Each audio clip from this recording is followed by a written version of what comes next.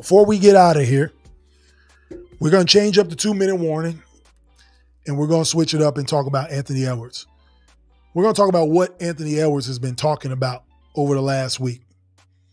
Anthony Edwards was quoted saying that Jordan was the only player with skill in his era being the 90s.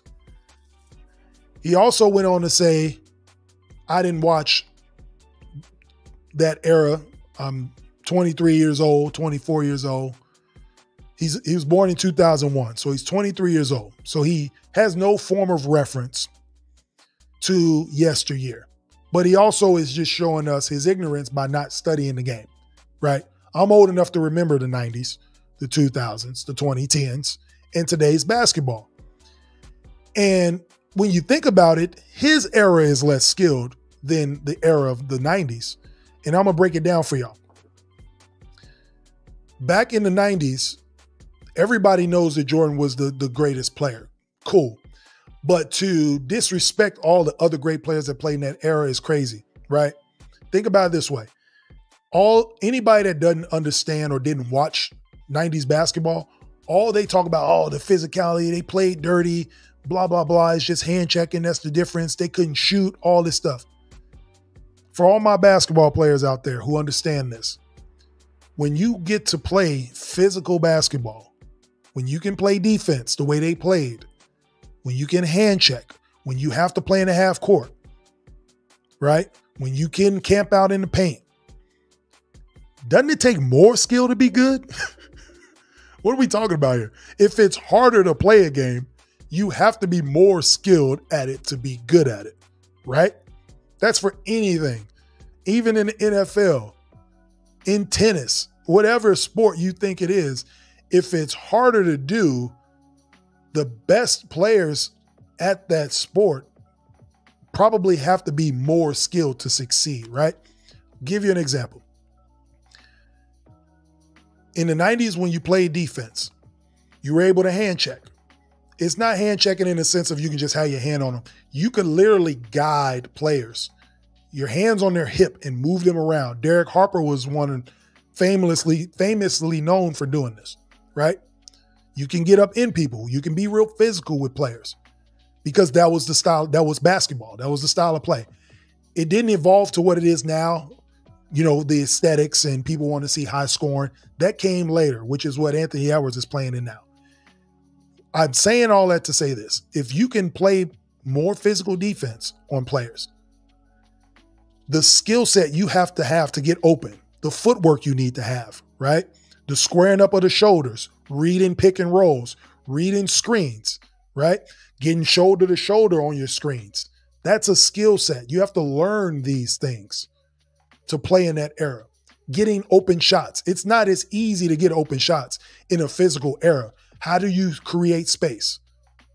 That's a skill. You have to learn footwork. You have to learn ball handling. You have to learn triple threat. All these things you need to learn in order to get separation, to get an open look, because somebody is physically playing defense. Rebounding. You have to learn how to box out. You have to learn how to attack the ball at its highest point. You need to learn how to outlet pass cleanly. Those are skills. So whatever the hell Anthony Edwards is talking about, it sounds good and the younger audience likes it. But in reality, if it's tougher, you probably need to be more skilled at it. Even outside of sports, if you're a contractor, right? You build in houses. It's probably easier to build houses now because of the road that was traveled in the past, right? They probably have more equipment, more technology to help build these things. Don't you think 30, 40 years ago it was harder to build houses? So you needed contractors with elite skill set to build, right? So this isn't just a sports thing. This is life. So understand when things are better now because of the people that had the skill set for you to build what it is today. So to Anthony Edwards and all these other people that are thinking this way, today's NBA is so damn watered down. All you got to do is run up and down. They don't even do plays anymore to get even a deeper level, right? Back then, you had to learn plays. And if you didn't know the plays, you couldn't play, right? You can't be on a team and not know what the hell is going on. if you don't know defensive coverages, if you don't know offense, if you don't know how to read offense, you couldn't get on the court. Now it's just concepts. Everything is spread out. It's all reads. They don't even call them plays anymore because these kids can't compute what a play is. Everything is a concept. Everything is actions now, right? If this player does this, you do that. It's reaction. Because they have to water down this game for the entertainment value of it. They're not going to tell you that, but that's what's happening, right? So yeah, it looks like these players have more skill. Well, one, you can't play defense the way you used to because you have to be able to get freedom of movement so we can get more scoring and more entertainment. This is a business.